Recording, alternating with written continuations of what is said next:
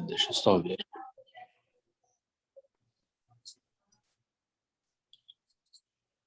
Deixa eu só ver aqui onde é que eu faço isso. Só no Start Video aí, clicar na camerinha. Ele está no cantinho do telefone. Isso.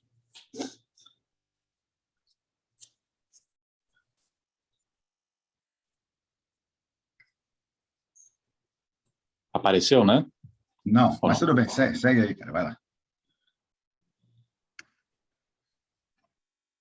Não é tão bonito assim, não. A gente consegue explicar. Ainda mais nessa hora. Ó, bom dia a todos. Agradecer a oportunidade aí de poder falar um pouquinho sobre o AVC, principalmente a área que mais me interessa, que é a intervenção na fase aguda do AVC.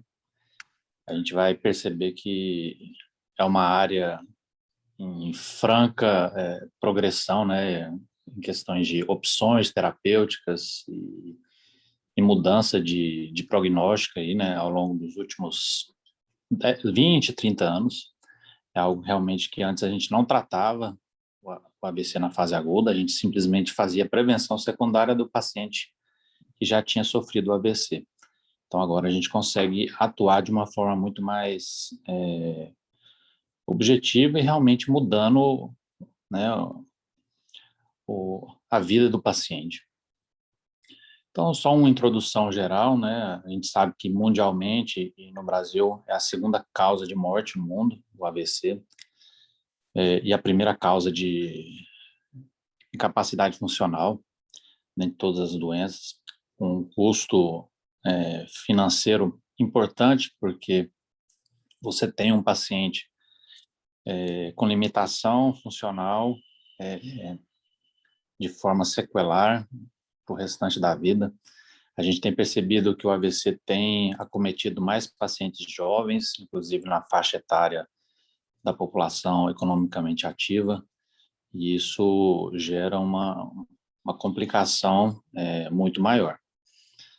Aqui no Brasil, dados do Ministério da Saúde, os últimos dados, cerca de pelo menos um em cada 4 de nós acaba sofrendo um AVC ao longo de nossas vidas.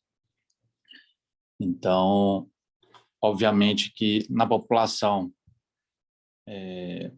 com maiores fatores de risco, isso vai acontecer com maior incidência. Então, o tratamento do AVC na fase aguda, o que mais chama a atenção é exatamente isso, é a evolução. Até poucos anos atrás, você tratava basicamente de forma a dar suporte ao paciente que sofreu o AVC. Você internava, você dava o suporte e basicamente usava o AS, né? Você não intervia até porque não existia nada para a fase aguda e hiperaguda do AVC. E a gente vem percebendo que desde, né, final dos anos 90 para início dos anos 2000, importantes estudos começaram a introduzir a opção do trombolítico endovenoso, né? O primeiro estudo de maior impacto foi o NINDS, né, um estudo americano que propôs a utilização da alteplase de forma endovenosa naqueles pacientes com AVC isquêmico agudo, com evolução dos sintomas inferiores a 3 horas do ictus, né? Alguns anos depois, em 2008, o ECAS, que foi um estudo europeu, ele estendeu um pouco essa janela, né? A janela que era só apenas de 3 horas passou a ser de 4 horas e meia, que é o que a gente acaba usando aqui no Brasil também. Então, até 4 horas e meia do ictus, você está, lógico, você precisa ter os critérios de inclusão e exclusão, que são muitos critérios, individualizar cada um desses pacientes e administrar, então, o trombolítico. Mostrou-se bem positivo, e o mais importante que, além do trombolítico, começaram a surgir, né, a partir dos anos 2000, principalmente a partir de 2005, a utilização ainda de forma tímida, né, a utilização de alguns dispositivos da trombectomia mecânica, né? Então, o primeiro estudo, maior impacto, assim, não foi um estudo grande, mas teve um impacto com relação a isso, foi o MERCI, né? Que é um dispositivo para trombectomia mecânica do AVC. Então, onde que a gente faz o tratamento endovascular? Eu sei que aqui tem alguns no grupo que trabalham com a intervenção, só para citar, nós utilizamos da sala de hemodinâmica, né? Esse paciente, ele é avaliado desde a sua captação no SAMU até a entrada na emergência, e você precisa selecionar esse paciente que vai para a sala de hemodinâmica, né? A gente vai poder ver quais são os critérios para a gente eleger o paciente para levar para a trombectomia. Então, é importante, né, uma equipe, né, uma equipe que esteja, né, em sintonia aí, desde o emergencista, né, o médico que está no pronto-socorro, a equipe de neurologia para discutir o caso, tem que ter uma equipe de neurocirurgia de suporte, né, caso esse paciente principalmente complique, é uma complicação que a gente vai ver da trombectomia, ou simplesmente do paciente com AVC isquêmico, é a transformação hemorrágica.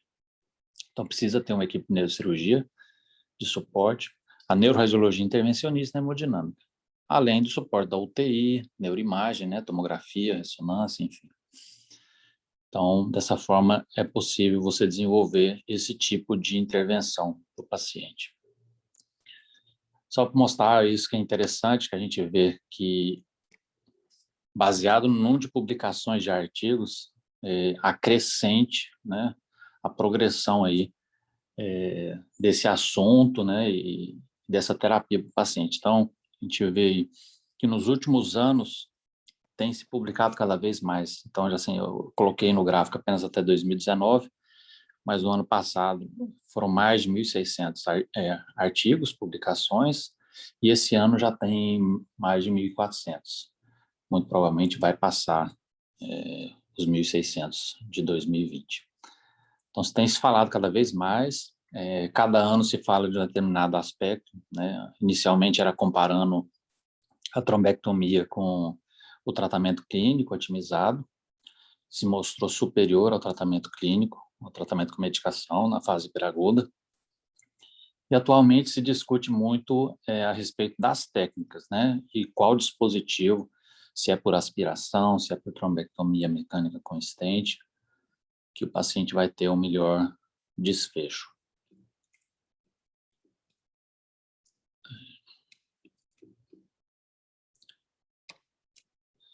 Certo, então, continuando na introdução, a gente percebe que uma pequena parcela apenas dos AVCs isquêmicos é que acabam recebendo o tratamento trombolítico, né?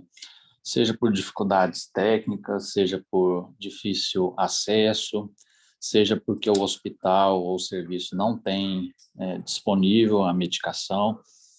E existem muitos critérios de exclusão também, né? Então, se o paciente faz uso de outras medicações, como anticoagulantes, se o paciente teve alguma hemorragia recente, alguma cirurgia grande recente, trauma.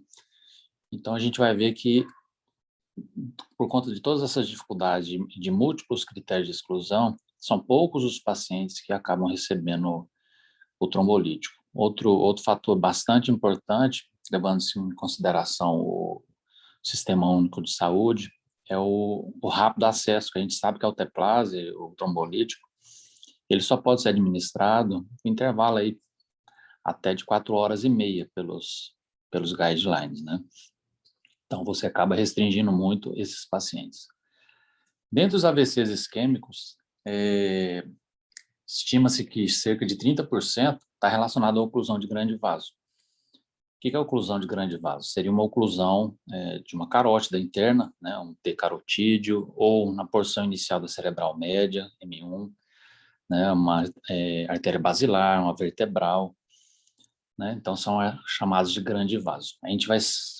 A gente classifica isso porque a gente sabe que quando temos um AVC e deparamos com esse tipo de oclusão, o trombolítico tem uma eficácia muito baixa. Existem estudos mostrando a eficácia de apenas 7%, ou seja, de cada 100 pacientes que você administra o trombolítico, apenas 7 vão ter uma recanalização completa do vaso. Então, é um tipo de terapia com baixa eficácia, né? Em alguns outros estudos, até 30%. E muitas vezes, nesse paciente, quando você tem no serviço, né, acesso à imagem, o estudo por imagem, você consegue identificar muitas vezes a localização do trombo, você consegue definir pela clínica e pela imagem que é uma oclusão de grande vaso. E muitas vezes você leva o paciente diretamente para a trombectomia, sem passar pela trombose, né? Casos selecionados, obviamente. E é uma técnica extremamente eficaz, porque assim, existem estudos mostrando que o número né, nesse estado de tratamento chega a ser de apenas 2,6. São poucas terapias na medicina têm um NNT tão baixo.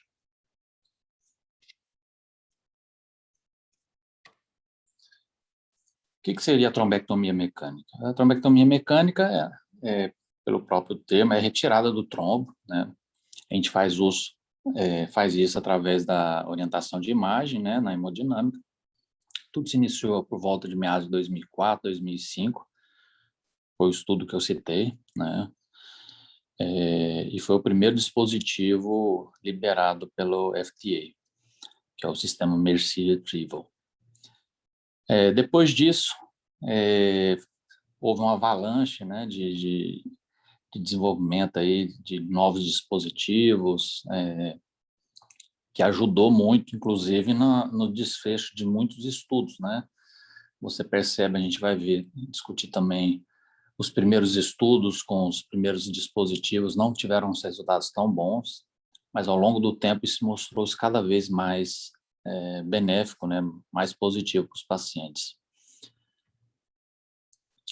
Então, aqui só uma ilustração mostrando, então, a evolução dos dispositivos, né? Lá ainda, em 1999, foi feito o primeiro estudo, tratamento endovascular, mas sem o uso de trombectomia, era simplesmente a administração intraarterial, né, de oroquinase, né, da fibrinólise. E a partir de 2005, então, com esse estudo, deu-se início, então, ao uso de dispositivos. Primeiro com stent retrieval, a gente vai ver como funciona, e posteriormente com sistema de aspiração, que é nada mais do que o catéter de aspiração. Então, aqui é uma figura para ilustrar, né? Aqui nós temos a imagem da carótida interna, né? A terminação da carótida interna. Você tem o segmento A1 da cerebral anterior, na linha média, né, do hemisfério cerebral.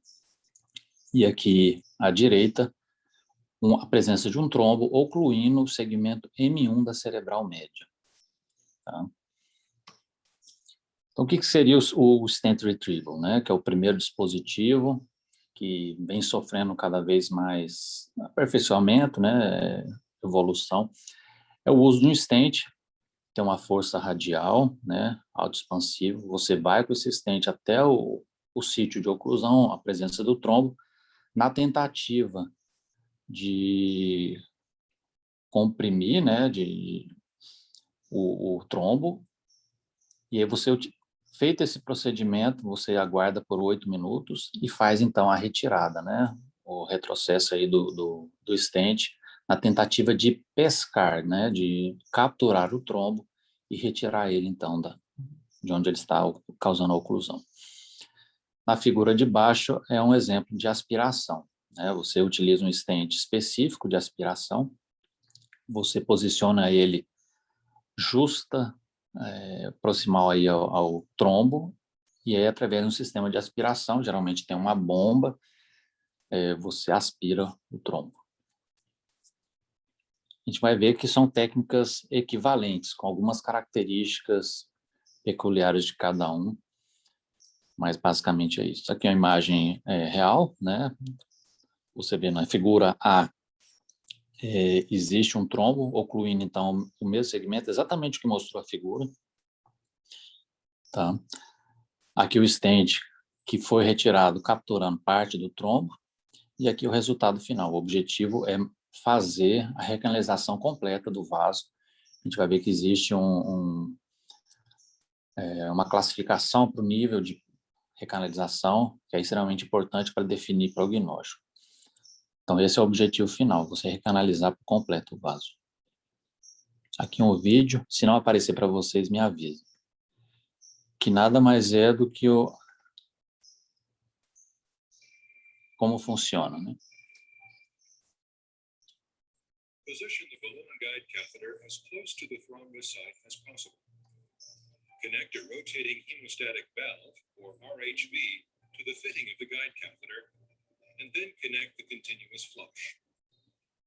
With the aid of a suitable guide wire, hold the guide wire in place and advance the microcatheter. Position the microcatheter distal to the thrombus so that the usable length portion of the solitaire FR will extend past each side of the thrombus when fully deployed. Once the microcatheter is in place, remove the guide wire and tighten the RHV to secure the catheter. With the aid of fluoroscopic imaging, carefully advance the solitaire FR until its distal markers line up at the end of the microcatheter. To deploy the solitaire FR, loosen the RHV. Then carefully withdraw the microcatheter while holding the solitaire FR in place until the microcatheter tip covers only the proximal marker of the device. The usable length of the deployed solitaire FR should extend past each side of the thrombus. Tighten the RHV around the microcatheter.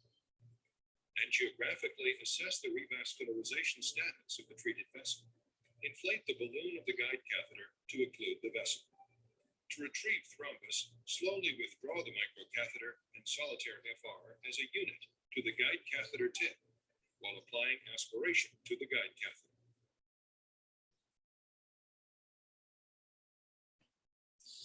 Certo. E aqui um exemplo do uso do sistema de aspiração. Mesma situação, você vê uma oclusão do segmento M1 da cerebral média e o posicionamento, então, do catéter de aspiração, justo proximal aí ao trombo. E a aspiração, então, você consegue ver através do catéter a saída dos trombos, né? Alcançando aí também uma recanalização completa do vaso. Existe, Eduardo, então... deixa eu te interromper um segundinho. Sim, lógico. Sim. Só para eu entender, você passa o microcatéter lá e atravessa o lugar da oclusão, libera o stent, aí depois você coloca um balão distal o stent para ocluir, para evitar a embolização, é isso? E aí recolhe o stent, puxa ele expandido aí? Isso. Geralmente existe um catéter balão que você deixa na carótida interna, porção ainda cervical, porque na hora que você for fazer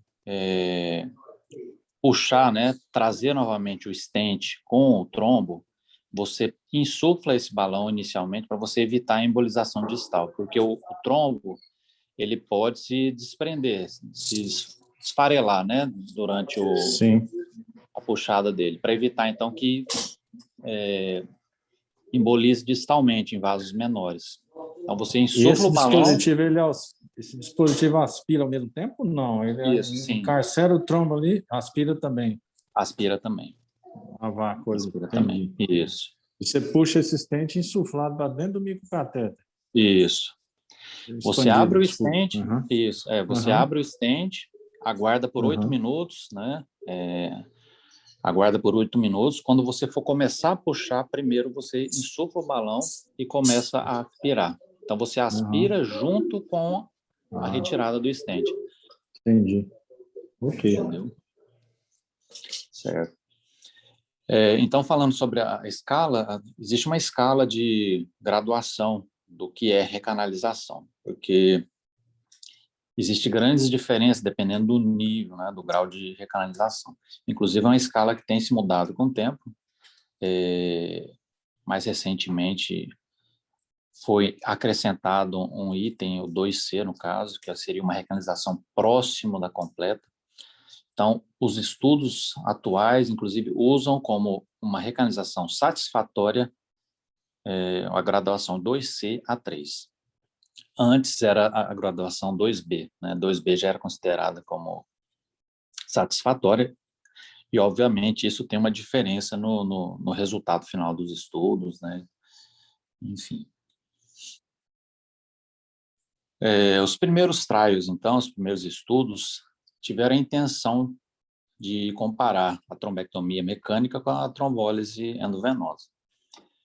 A gente vai perceber que nos primeiros estudos, os resultados foram, assim, de certa forma, decepcionantes, né? Assim, realmente trouxe uma angústia para quem acreditava nesses dispositivos, porque eles tiveram resultados negativos. E, posteriormente, se avaliou, né? Se analisou por quê da falha desses estudos.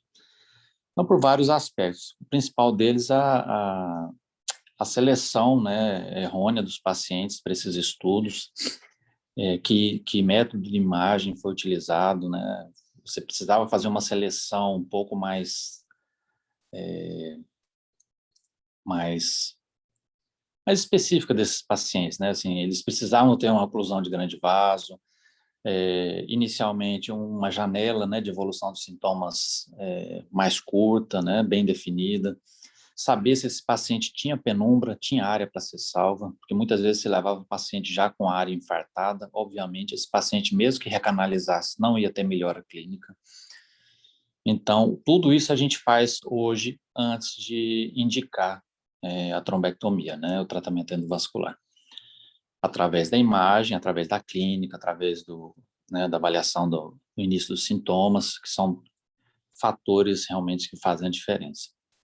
Mas aqui só para citar os três estudos iniciais que não mostraram superioridade, foram negativos, então, com relação à trombectomia, não mostraram melhora dos pacientes submetidos à trombectomia mecânica. Então, falando mais uma vez, como eleger o paciente ideal para trombectomia? Isso a gente faz desde o pronto-socorro, né? Desde o pronto-socorro, discutindo com o internista, discutindo com a equipe da neuroradiologia, com a neurologia. O paciente ideal é esse daí, né? Um paciente que era previamente funcional, né? O paciente que chega na fase hiperaguda do AVC, né? Já vai podendo receber inclusive o trombolítico em alguns casos. Confirmar por imagem, né? A gente consegue fazer angiotomografia e NINCORE com bastante agilidade, né? Que é confirmar a localização do trombo, ou seja, LVO seria a oclusão, então, de um grande vaso. O paciente, aí é mais para o guideline, no paciente já adulto, né? Acima de 18 anos, o NIH, que é a escala, né? de déficits superior a 6, porque a gente sabe quanto menor o NIH, mais provável que seja uma oclusão de pequeno vaso. Quanto maior o NIH, provavelmente é uma oclusão de grande vaso. O ASPECTS, que é uma forma de você avaliar a imagem, né? O ASPECTS basicamente vai dizer se esse paciente já tem área infartada ou se tem uma área viável, né? Penumbra, tecido parênquima cerebral que dá para salvar, né? E desde que você inicie, então, esse procedimento de trombectomia dentro de no máximo, né? Basicamente usa a punção, né? Se você consegue fazer a punção femoral radial até 6 horas do início dos sintomas. Esse é o ideal.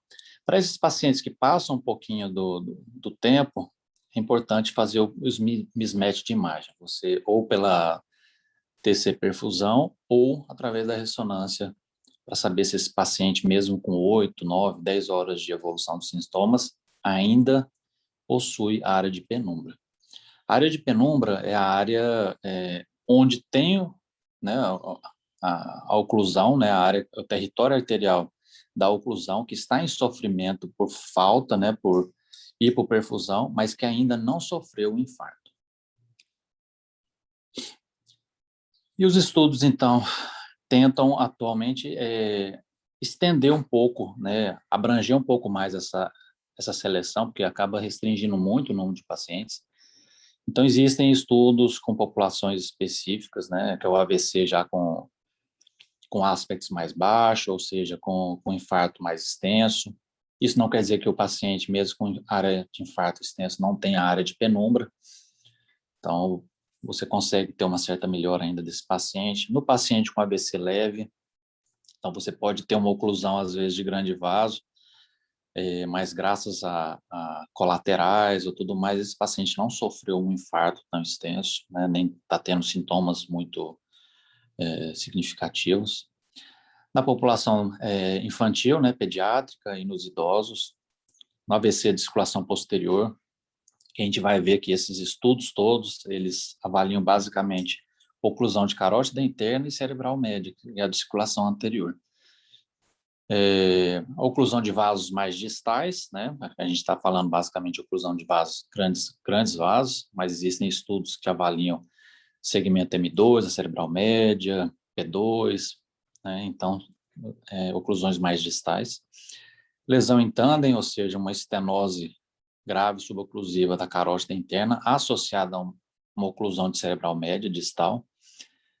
E no COVID, né? Então, hoje, a gente tem muitos estudos relacionados a esses outros aspectos. E aí, depois desses primeiros estudos negativos, né, vieram somente estudos com resultados positivos com relação à trombectomia, graças a um melhor desenho dos estudos, né, associado a uma seleção apropriada dos pacientes, e a própria evolução, né, tecnológica, com o melhor desenvolvimento dos dispositivos e das técnicas de trombectomia. Então, com essa combinação aí desses fatores, você teve um resultado totalmente distinto quando comparado com os estudos iniciais. Aqui é só um exemplo para demonstrar como é feito o mismatch, né, de imagem. Você aqui tem uma tomografia por perfusão, você consegue ver que existe uma área em sofrimento, né, que existe um volume de sangue menor, o tempo de trânsito de sangue ele está aumentado no hemisfério direito, e aí você consegue fazer exatamente o mismatch. Você consegue avaliar o que é penumbra, que está em verde, do que está realmente infartado. Entendeu? Então, aqui, esse paciente tem uma extensa área possível, né, ou passível de ser salva, né? Seja por trombolítico, seja por trombectomia. Se o paciente tiver em condições, né, os outros critérios, é um paciente elegível, então, para intervenção. Provavelmente, aqui nesse caso, é uma oclusão de cerebral média por conta do território, né? Esse território arterial aqui, ele é suprido pela artéria cerebral média, do lado direito. Aqui outro exemplo, mas com relação à ressonância. Então, você vai ver que existem casos aqui de oclusão de cerebral média, igual a esse outro caso aqui, que a lesão ela é pequena, né? Existe aqui uma restrição pequena de fusão, diferente dessa outra lesão. Você tem aqui uma área bastante extensa.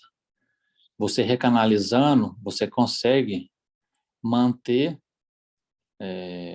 a área, né, a pequena área de infarto e evitar o infarto extenso, né, que nesse caso aqui não foi possível.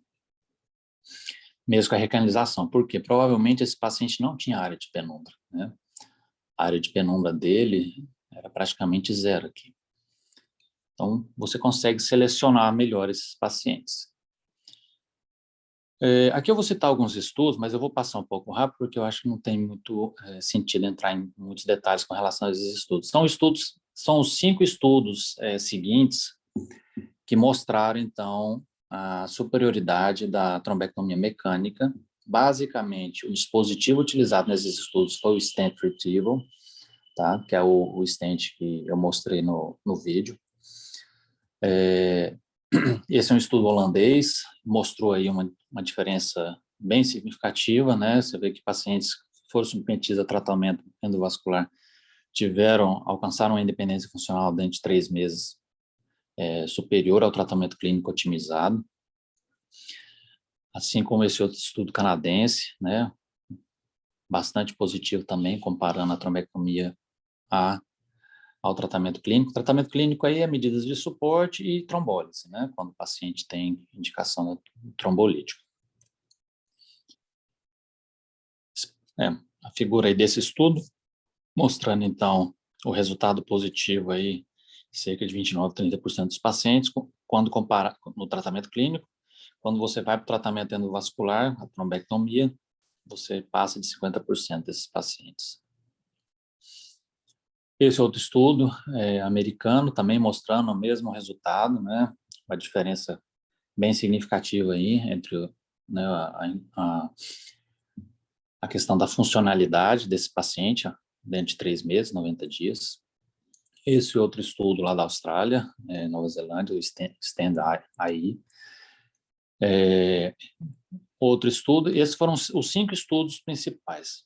E aqui nesse quadro é exatamente essa análise. Você tem em vermelho aqui os 3 primeiros estudos que tiveram resultados negativos para trombectomia e os 5 estudos seguintes, né, em azul, mostrar a taxa de recanalização muito diferente dos primeiros estudos, né? Então, você alcança aí a taxa de recanalização próxima a 90%, né, utilizando o dispositivo Stent Retrieval. Por que essa diferença? Exatamente o que eu estava citando, né? Foi uma melhor seleção. Você levava muitas vezes nesses primeiros estudos paciente que sem oclusão distal, um paciente já com janela terapêutica estourada, né? Então, você não fazia uma seleção correta do paciente, você não tinha uma imagem, você não tinha um protocolo de imagem tão selecionado quanto nos seguintes estudos. A evolução dos dispositivos, obviamente, levou uma evolução também na taxa de recanalização do vaso, né, que a gente vê nessa figura. E o HERMES é uma meta-análise que exatamente analisou de forma conjunta esses 5 estudos positivos, né, chegando então a esses resultados aqui bastante benéficos para o paciente, né. Então, considerou sítios de oclusão na carótida interna, em 21% dos casos, M1 em quase 70%, e M2, que já é uma oclusão um pouco mais distal, em 8%. Tempo médio de evolução dos sintomas de 285 minutos, né? E chegou-se, então, nessa meta-análise, de um NNT de 2,6. Assim, altamente benéfico, né? Depois disso, muitos outros estudos chegaram ao mesmo resultado, né? Acabou sendo com os mesmos resultados, o mesmo benefício para os pacientes, quando comparado com o tratamento medicamentoso.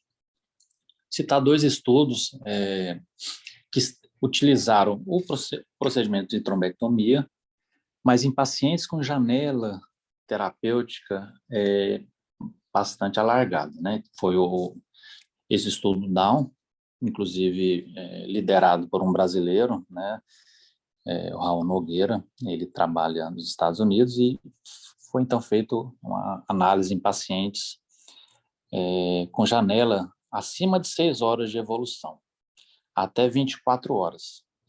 Mas nesses casos, você precisa ter análise por imagem. Você precisa selecionar esse paciente e definir que existe penumbra. Porque nada adianta também você levar um paciente com 20 horas de evolução quando você vê na imagem que só existe infarto e não área de penumbra. Porque o mais importante é a penumbra. A intenção de qualquer tratamento de AVC é tratar, salvar o que é penumbra e evitar o infarto dessa área. E o outro estudo, DEFUSE 3, né, foi trombectomia nesses pacientes também com janela mais alargada, entre 6 e 16 horas. Ambos os estudos mostraram um bom resultado, né, um resultado bem positivo nesses pacientes bem selecionados. Então, você precisa, para fazer essa avaliação por imagem, ou da tomografia por perfusão, ou a ressonância.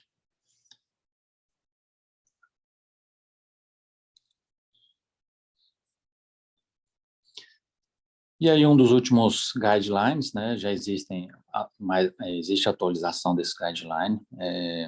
Você acaba, então, no guideline, demonstrando os pacientes ideais, né? Você vê o nível de evidência 1A. Os pacientes devem receber trombectomia mecânica. São aqueles que tenham, né, uma classe funcional prévia ao AVC muito boa, né? O paciente independente funcionalmente. Quando você tem a oclusão diagnosticada de um grande vaso, seja carótida interna ou segmento N1, paciente adulto, NIH alto, quanto mais alto, mais compatível com oclusão de grande vaso, um aspecto baixo, ou seja, tem área de penumbra, e quando é possível iniciar a punção, né, eles consideram como o intervalo compreendido entre o início exato dos sintomas e até o momento onde você está fazendo a punção, femoral ou radial. Precisa ser de 6 horas. Lógico que isso tem mudado muito, existem outras recomendações aí no guideline para pacientes com janela um pouco mais estourada, para pacientes com NIH um pouco mais baixo, né? Então a gente vai ver, mas aí o nível de evidência ele cai um pouco, por enquanto. Então você vai ver outras questões aí, mesmo sendo oclusão distal, M2, M3, a cerebral média, às vezes está recomendado, você vai ter que selecionar esses pacientes. Na circulação posterior, que a gente sabe que no cérebro a gente classifica basicamente a lesão em circulação anterior e posterior. Anterior compreende os ramos arteriais que se iniciam a partir da carótida interna e a circulação posterior ela é irrigada através das vertebrais e da basilar. Então, para a circulação posterior, existem estudos, mas não está tão bem definido quanto da circulação anterior. A lógica fala a favor de que existe benefício, sim, para a circulação posterior. Mas existem estudos mostrando que não é tão benéfico assim, mas lógico, depende do desenho do estudo. Em alguns pacientes, né, você vê a importância dos últimos 2 estudos com relação à janela alargada, então você consegue, através do próprio guideline, selecionar alguns pacientes que você pode estar intervindo com a janela bastante larga, né? Você vê um paciente até 24 horas, às vezes você consegue indicar a trombectomia. Esse guideline, com relação a o objetivo técnico, isso é diferente do que está descrito aqui no guideline 2018. Hoje o objetivo é 2C3, né? Que seria, então, muito próximo da recanalização completa, e 3, recanalização completa. E outra coisa que tem se mudado é com relação à preferência do stent retrieval, né? Então, você usa hoje, você tem 2 dispositivos básicos para trombectomia, que é o stent ou o catéter de aspiração. Aqui no nosso país, as coisas andam um pouco mais devagar nesse aspecto, com relação ao tratamento de AVC, principalmente. Desde da liberação do trombolítico, né, pela Anvisa, demorou muito, né, já estava sendo utilizado nos Estados Unidos e Europa há muitos anos, até ser iniciado, então, liberado pelo SUS. Assim como a trombectomia, a gente vai ver o estudo Resilient, que foi um estudo feito aqui em vários centros, né, em vários hospitais aqui no Brasil, liderada principalmente pela Sheila Martins e pelo Raul Nogueira, o mesmo Raul Nogueira que trabalha lá nos Estados Unidos, que publicou aquele estudo Down. E nada mais né, fazer uma amostra nacional de que a trombectomia mecânica, quando ela é bem indicada, ela é muito superior ao tratamento clínico. E, obviamente, o resultado foi positivo, assim como nos estudos estrangeiros, né, que a gente citou agora há pouco. Então, a taxa aí de recanalização, a capacidade funcional do paciente 90 dias depois do evento é muito melhor do que apenas no tratamento clínico. Isso já foi, esses dados já foram publicados, já foram passados para o Ministério da Saúde, inclusive, coincidentemente, agora esse ano, no final do ano para esse ano, Está tendo alguma mudança com relação a isso, foi aprovado a trombectomia, você precisa agora, a questão mais burocrática de você expandir os centros, né, pelo SUS, dentro do SUS, para poder instituir aí o tratamento de trombectomia mecânica para paciente AVC. E outros estudos aí, comparando a trombectomia nos pacientes que têm tandem, lesão em tandem, que é oclusão ou suboclusão e estenose grave da carótida, se você faz angioplastia antes da trombectomia ou se você faz a trombectomia sem o tratamento da carótida. Então, você precisa, o ideal é que você trate os dois, né? Se você vai tratar um primeiro ou outro depois, não faz tanta diferença, né? Mas você precisa tratar. Vários outros estudos, eu vou passar, assim, esse daqui é importante citar, que é o efeito de primeira passagem. É um dado importante porque o que seria o efeito de primeira passagem? É você conseguir recanalizar o vaso, a área, a artéria ocluída, na primeira tentativa de abertura do stent ou na primeira aspiração. É um fator prognóstico independente. Assim, quando você consegue fazer isso no primeiro evento, na primeira tentativa, o desfecho clínico é sempre melhor, porque à medida que você vai aumentando o número de tentativas, você pode causar lesão endotelial, né? Você provavelmente já não vai conseguir tirar mais esse trombo, seja por ser um trombo calcificado ou alguma outra característica própria do trombo.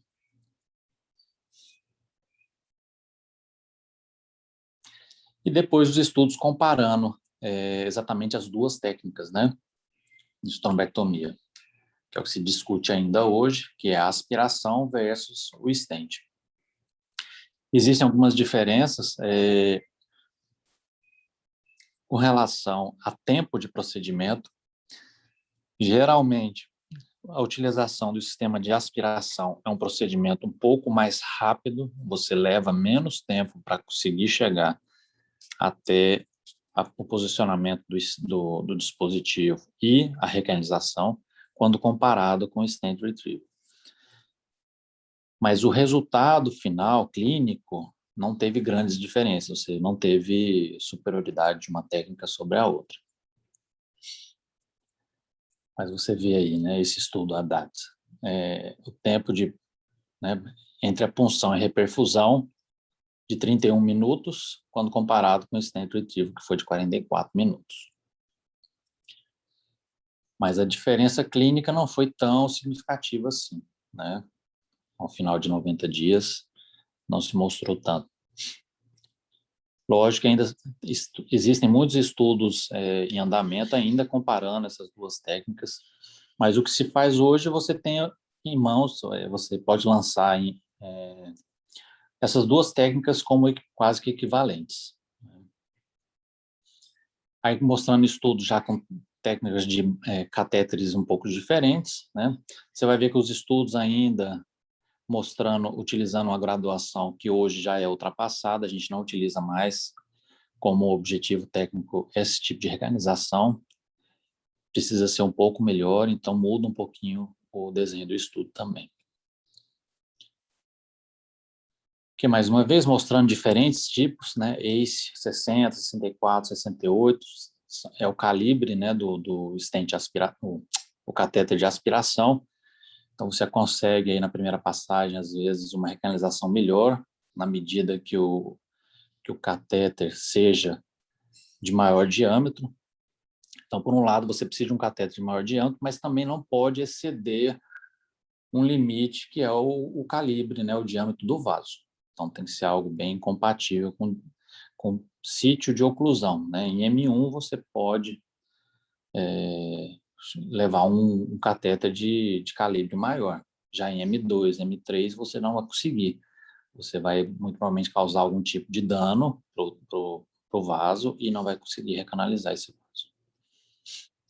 Mais outro estudo, COMPASS, adapte aí, comparando, então, estudos onde você usa o catéter de aspiração versus o Hermes, né, que foi aquela meta-análise usando um stent retrieval. É uma comparação um pouco difícil de fazer, porque o Hermes é uma meta-análise mais antiga, né, com dispositivos mais antigos, e os outros estudos, o Aster, o Compass e o Promise, com catéteres de aspiração mais recentes, mais bem desenvolvidos, né? Então, mostrou-se uma discreta superioridade do catéter de aspiração, mas quando comparado dessa forma. E atualmente se discute muitas outras coisas, né, com relação a esse tratamento. Você vê que não existe mais discussão com relação à superioridade da trombectomia frente à trombólise, nesses casos de oclusão de grande vaso. Se discute hoje se você leva o paciente diretamente para a trombectomia ou se você faz a terapia em ponte, né, a bridging therapy, através do uso da infusão do trombolítico simultaneamente ou previamente à trombectomia mecânica. Qual trombolítico você usa, se é o Alteplase ou tenecteplase. Tenecteplase é uma variante genética modificada da Alteplase. Ela tem uma especificidade maior à fibrina e uma meia-vida mais longa, uma meia-vida mais longa. E existem estudos, inclusive, comparando isso, né? Qual dos dois teria maior benefício. O efeito de primeira passagem, foi o que eu citei, é extremamente importante você conseguir abrir o vaso e recanalizar desde a primeira tentativa, né? Tem o grupo, por exemplo, tem um estudo comparando, né? O grupo de primeira passagem teve uma melhora na funcionalidade de 61,3% dos pacientes, comparado com 35% dos pacientes que não tiveram a recanalização na primeira passada. Então, você vê que é um fator importante para definir o desfecho, né, o sucesso em desfecho clínico do paciente. Na hemodinâmica, outro dado que a gente tem se discutido também é a comparação entre o tipo de acesso, né, o acesso transradial com o transfemoral. Existem estudos comparando essas duas técnicas e mostrou que, né, o acesso radial ele é benéfico, né? Ele é um pouco superior em algumas situações específicas, né? Você diminui o risco de complicações vasculares, né? Você diminui a questão da dor no local da punção, você diminui o tempo e o custo, mas existem muitas limitações, né? Limitações basicamente o calibre do catéter que você vai poder usar.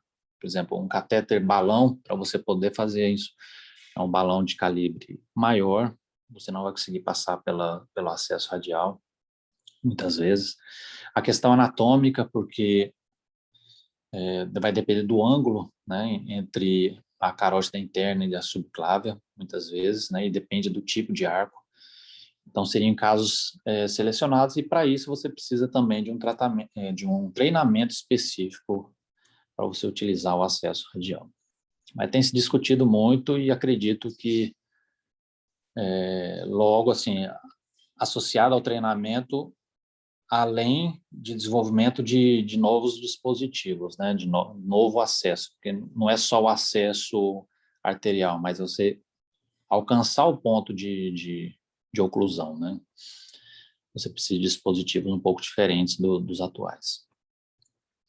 E existem inúmeros trials, né, inúmeros estudos aí comparando todos esses aspectos aí que eu citei em andamento, né? O que a gente precisa, assim, talvez melhorar, assim, é a questão de estender, né? Porque a gente usa muito resultado de estudos para definir a trombectomia na circulação anterior, e na circulação posterior não existe tanta comprovação científica para tanto, apesar de ser algo muito óbvio, né, na cabeça de quem trabalha com isso. Se você abre o vaso da mesma forma que você selecionou o paciente que tem uma oclusão de carótida interna ou cerebral média, é algo meio que lógico que se você fizer isso na circulação posterior também vai ter um desfecho muito bom, mas ainda não tem um resultado assim tão positivo para a circulação posterior. Basicamente é isso. Tentei resumir aí as principais indicações, né, os últimos estudos, coisa bem recente aí com relação ao tratamento endovascular do AVC. Então, o uso, só para lembrar, o uso de trombolítico intraarterial, ele não é mais defendido assim, né? Na verdade, o FDA até não aprovou o uso do trombolítico, né, da alteplase, em forma intraarterial. Então, não se usa isso mais que a gente fazia antes. Certo, pessoal? Ok. Alguma dúvida? Alguém quer fazer alguma pergunta aí? Eu tenho aqui. Parabéns aí pela aula, Eduardo. Obrigado. Eduardo, parabéns Pode falar, demais. Juliano. A gente sabe que a aula é boa. Eu fui anotando algumas perguntas aqui. Você, durante a aula, foi respondendo. Isso é sinal que quando a aula é boa, o cara responde no meio da palestra, nem deixa a gente perguntar. Muito bom. Legal. Agora, uma coisa, Eduardo, que eu queria te perguntar, cara, é o seguinte. No grupo da gente, na assistência que é prestada no ENCOR, o seu grupo de intervenção, os trabalhos deixam claro que uma intervenção não é superior à outra, o retriever com aspiração. Mas o grupo, ele usa qual é a expertise maior? É na aspiração, no retriever ou varia de caso a caso? A expertise maior ainda é no stent retrieval.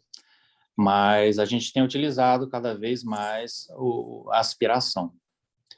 É uma técnica mais teoricamente assim simples, né? Simples e mais prática. Você leva menos tempo para alcançar a recanização. Lógico que a gente não tem ainda uma análise do resultado final, né? Pegar talvez todos esses pacientes que a gente já levou para trombectomia e comparar as duas técnicas.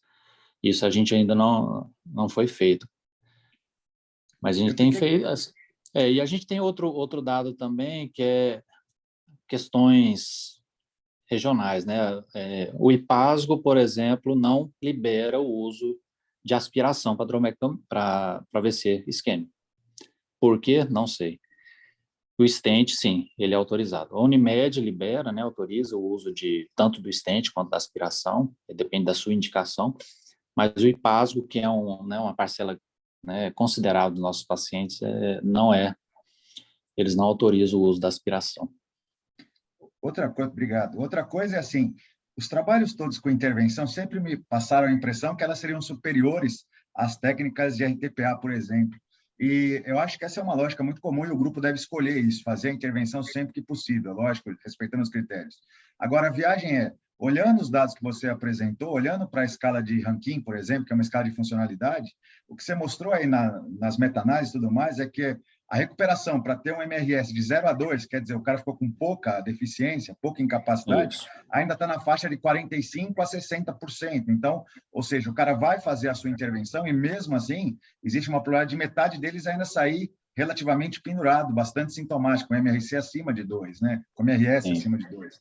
Então, assim, se a gente fosse fazer uma comparação desse MRS, desse ranking aí, do cara que faz a intervenção, o cara que não faz, passa só pelo RTPA, esse MRS, eu não me lembro, você poderia me responder isso de novo? A intervenção, ela tende a ser superior de toda forma na funcionalidade, que é o que a gente quer, na verdade. O cara já teve AVC, agora o cara saiu funcionando melhor, se eu comparar a intervenção com o RTPA isoladamente? Sim, tem melhor. Vou até buscar aqui o dado mais exato com relação a isso. Se você tem, por exemplo, o paciente fez o tratamento trombolítico, né, trombectomia mecânica, comparado a um tratamento clínico, você vai ter uma diferença aí na faixa de mais ou menos a diferença.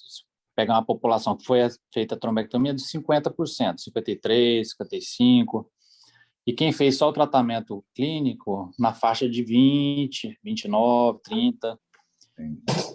Eduardo, quando você fala tratamento clínico, você está falando trombolítico endovenoso, é isso? Isso, trombolítico. Trombólise. Isso é bastante óbvio, Eduardo, mas como tem bastante aluno aqui, sempre essa escolha, o cara chega na emergência, faz a tomo, e aí você vai escolher esse caminho aí. Tem que ter a tomo antes de você escolher. Tem que ter a imagem. Tem que ter por causa do AVC hemorrágico. Sim, exatamente. E essa tomografia de perfusão, Eduardo, ela que mostra a funcionalidade, mostra a perfusão, esse software especial, nem todo hospital tem isso? Ou dá para fazer? Essa é uma outra pergunta. Não é todo hospital que tem, né? Não é todo hospital. Aí a gente utiliza, quando o hospital não possui esse tipo de software, a gente utiliza muito a janela terapêutica, né? Aí o tempo ele se torna mais importante do que ele já é. Porque, assim, o fator mais determinante, ou mais importante, realmente é o tempo. Né? Então, a gente sempre usa o tempo como definidor, se você vai indicar um tratamento ou outro. Em casos selecionados onde você tem uma janela estourada, aí sim você utiliza dessas técnicas de imagem, né? A perfusão ou a ressonância. No INCOR a gente consegue fazer essa tomografia de perfusão? Não, a gente faz através da clínica e com a tomografia. Com a tomografia a gente consegue definir a oclusão do grande vaso. Né? Perfeito, beleza. Legal, cara. Sabe me dizer, em Goiás, estou perguntando porque é um tema que muito me interessa, viu? Desculpa aí, de verdade.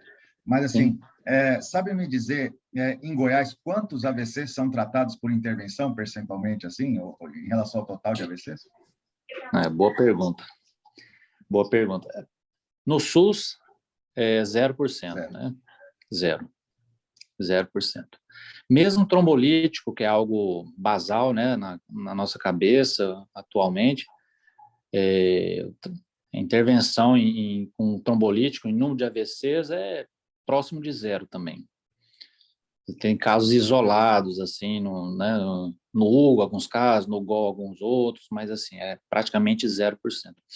Agora, no hospital, na saúde privada, né, dos convênios particulares, essa taxa ainda é baixa, né, assim, é bastante baixa, exatamente às vezes, por demora da chegada do paciente, o paciente quase sempre chega com janela estourada, ou às vezes por falta de equipe, né, de protocolo. Às vezes o paciente chega na janela, mas por falta de um protocolo direcionado para né, agilidade de imagem, de indicar o tratamento, acaba atrasando a administração da medicação. Então, é muito pouco. Assim, eu não sei te dizer em números, né? Mas é pouco. Muito pouco. Muito pouco. Beleza. Obrigado, Wilder. Parabéns de novo. Nada que isso. Não, obrigado.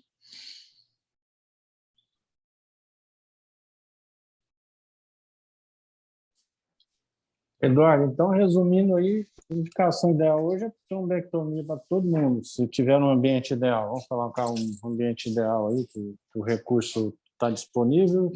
Isso. Se o paciente chega na janela, o trombolítico ficaria para situação que você não tem um serviço para fazer endovascular. É isso?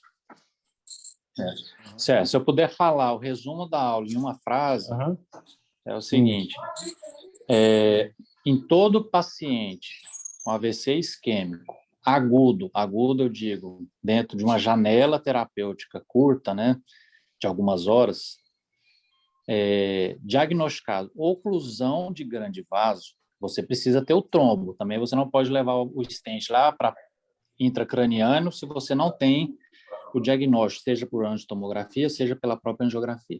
Você precisa ter a oclusão de um grande vaso ou médio vaso. A melhor técnica é a trombectomia mecânica. De uma cerebral média ali, M1 para trás ou A1 para trás, trombectomia. Isso, trombectomia. Nossa. Tá bom. Certo. Tá.